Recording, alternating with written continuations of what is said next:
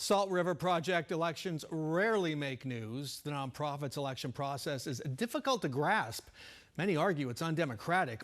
It was set up more than a century ago, and the valley was dirt and farms. Now, this past week, SRP elections made national news. Turnout smashed records. The only vote center open on election night closed around 11 p.m. after the last ballot was cast. Here was the headline. A team of candidates who support broader use of renewable energy had won a majority of seats on the utility's policymaking power board, a first for SRP and Arizona. The question now, how will this clean energy team change SRP's direction? Joining us, our Democratic State Senator Lauren Kuby of Tempe, a longtime clean energy advocate and a former SRP board candidate. And also via Zoom, Krista O'Brien, an incumbent board member who was returned to her at-large seat in a landslide victory over a candidate backed by Turning Point Action. Welcome to both of you. Glad to be here. Senator Kuby, I'll start with you. You ran just 2 years ago, 2024.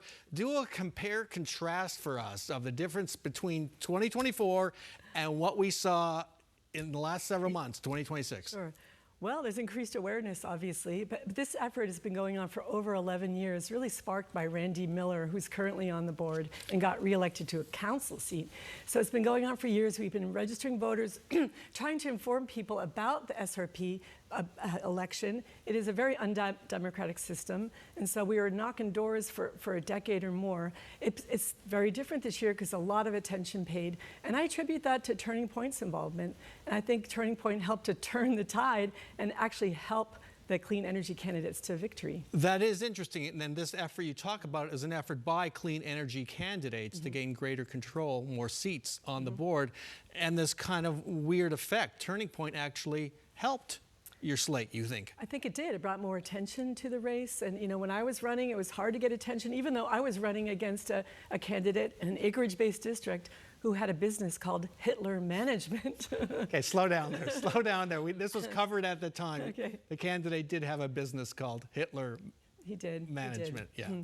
But, you know, acres are people too, my friend, in the SRP system, and it's very hard to win these acreage-based seats. But we see the area rapidly urbanizing, and with that, the opportunity to capture seats that represent more the will of the customer and the people, and less so the will of a large landowner. Okay, we're going to get to this whole acres are people too idea because it's important. It was one of the teachable moments in this election, which I think was very valuable in a lot of ways. I want to turn to Krista O'Brien. Krista, you have a background in sustainability. You were returned to the board in a landslide over a Turning Point back candidate. How do you think that happened? Well, I mean, we did it. We finally won majority for the first time on the SRP board. It's very exciting. I ran in 2022 for the first time. Looked very different than 2026, this last election cycle. Tens of thousands of people now know how the SRP voting system works. And I'm just thankful for all my support from our constituents. And what do you think this election with an 8-6 majority of the clean energy team might allow you to do as you get back to work? Well, I think we're going to be increasing load here about 2 to 3 times what we currently have in about the next 10 years. So I think having that majority on the board will allow us to make more informed decisions on those new generation stations and encouraging renewable energy over traditional fossil fuels. So when you talk about increasing load, you mean increasing demand for electricity. And where is that coming from? Correct. So we currently have our peak loads around 8.5 gigawatts. We have about 31 data centers in queue. So we're looking at about 5.9 gigawatts added to the grid for demand by 2035. So that's our next challenge, is where are we going to get that generation from? A lot of people are going to hear 31 data centers and go, wow. Can you just give us a sense of how SRP has planned to manage that and how that might change with these new board majority? I think that's a great question. I think the reason we ran under the saying of we want to make sure that data centers are paying their fair share is because we have so many data centers in queue. We work, SRP has a great management team. They have great employees. They work really hard in making sure that each of the data centers gets vetted and strategized on what's coming next. And the board does have control over pricing for those data centers as well as what that new generation will look like. Lauren Kuby, I want to turn to you now. Let's get to the question of what this new board can accomplish, because this is a whole new thing, a clean energy slate with an 8-6 majority. There were questions election night, and I think even still questions now, about what power the president of SRP, the new president and vice president, might have over this board. What do you know? Sure.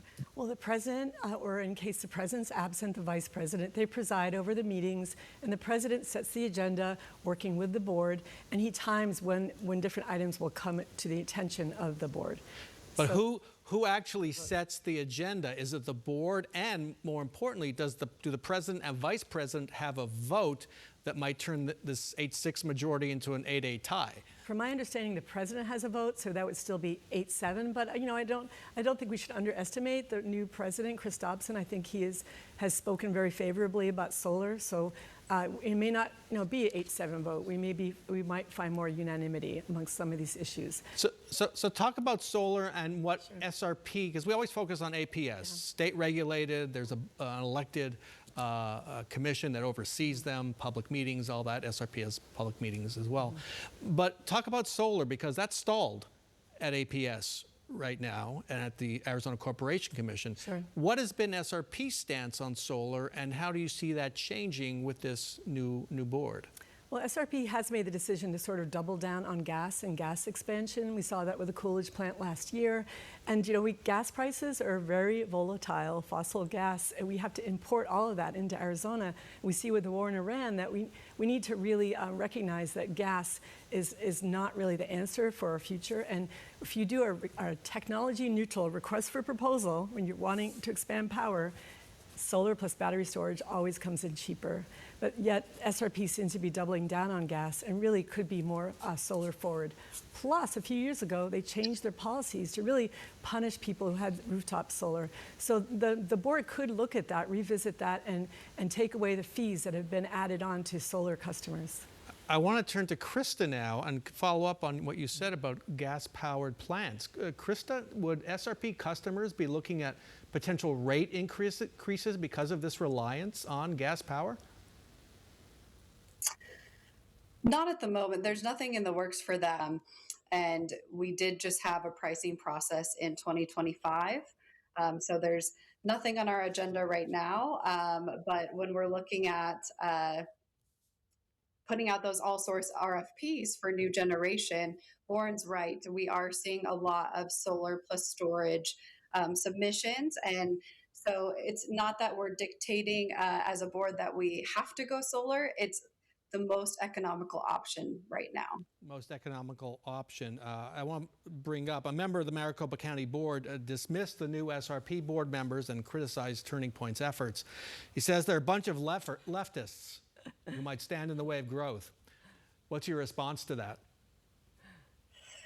I don't agree in standing in the way of growth. I joined the board because I wanted to make sure that we have a viable future here in Arizona. I'm a native Arizonan. I want to make sure that we're not affected by this extreme heat. I want less pollution, and I want to make sure we still have that viable future with the drought too at the moment. All right. Unfortunately, we're not going to have time for the an acre is a person discussion right now. Oh, too bad. Maybe I'll devote a whole show to it. How about the in fact the that future. it's the last SRP is the last time we had a land-based requirement for voting was North Carolina in 1856. 1856. And now it's SRP. And because of this land-based requirement, I have 37 1/100ths of a vote at my house. That's right. Quarter acre, crazy. Thank you so much for joining us, Senator Lauren Kuby and Krista O'Brien as well.